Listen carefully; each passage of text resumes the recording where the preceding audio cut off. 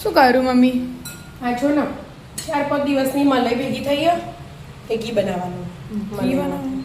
હા, મલાઈ કાઢી દીધી અને પાણી એડ કરી દીધું અંદર. હું બ્લેન્ડર ફેરવી દે 2-3 મિનિટ એટલામાં તો માખણ તૈયાર. 2-3 મિનિટ ફેરવવું પડે. આવી રીતે આપણે ફેરવી જવાનું. માખણ ઘડીક વારમાં આવી જાય તો વાર ના લાગે. હમણાં હાલ આવી જશે. પછી બીજું થોડું પાણી રેડવું પડશે.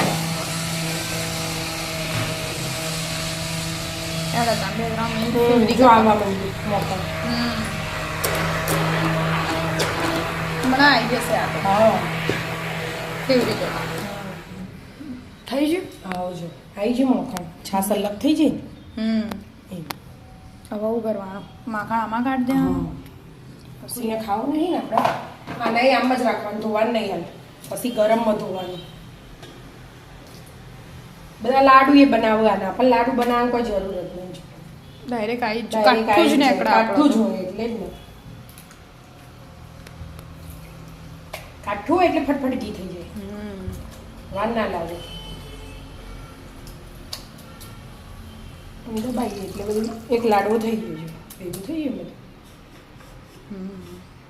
આવી રીતે બધું લઈ લેવાનું. હવે ગરમ કરવા મૂકવાનું? પછી આ બધું લૂસી લેવાનું ને. લઈ લો એકવાર તો પછી આગળ કરી થઈ ગયું. ગરમ કરવા મૂક્યું? હા ગરમ કરવા મૂક્યું.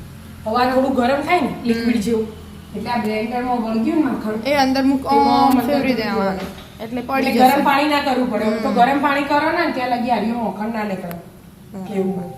બરાબર ઉકળવા દેવાનું કે મસ્ત ઘી ઉપર આવી જશે બધું. બધું અડધા કલાકમાં ઘી તૈયાર. થવા દો. ધીમા ગેસે. બની ગયું કે? હવે બેટા જો મસ્ત બની ગયું. અડધો કલાક ધીમો ગેસ રાખ્યો તો હવે બંધ કર્યું. છે મસ્ત પ્યોર દેખાય. ચોખ્ખું એકદમ.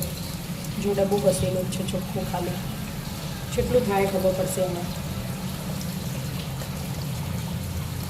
આપણે સ્ટોકમાં જોઈએ એક બેણી ભરેલી અને હવે ફરી કરીશું ને અઠવાડિયે એટલે આ ડબ્બો પેક. આખી ભરાઈ જશે. હા 1.5 કિલોનો ડબ્બો. અડધો થયો. હા 700 જેવું થયું. સારું કહેવાય. બહારથી લાવવું ના પડે. ના પડે નહીં લાવતા આપણે. અને આવી રીતે ખાવા મેં કરી દેવાનું. બધું લૂસીને આવી જાય 10 મિનિટ કરી રાખવાનું. સ્ટેન્ડ મૂકી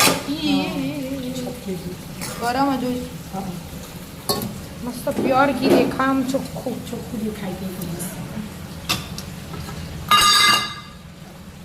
આપણે દર વખત આવી રીતે જ બનાવીએ કે? હા ઘરનું જ વાપરીએ આપણે. મસ્ત ઘી બની ગયું. હા રાધે રાધે. રાધે રાધે.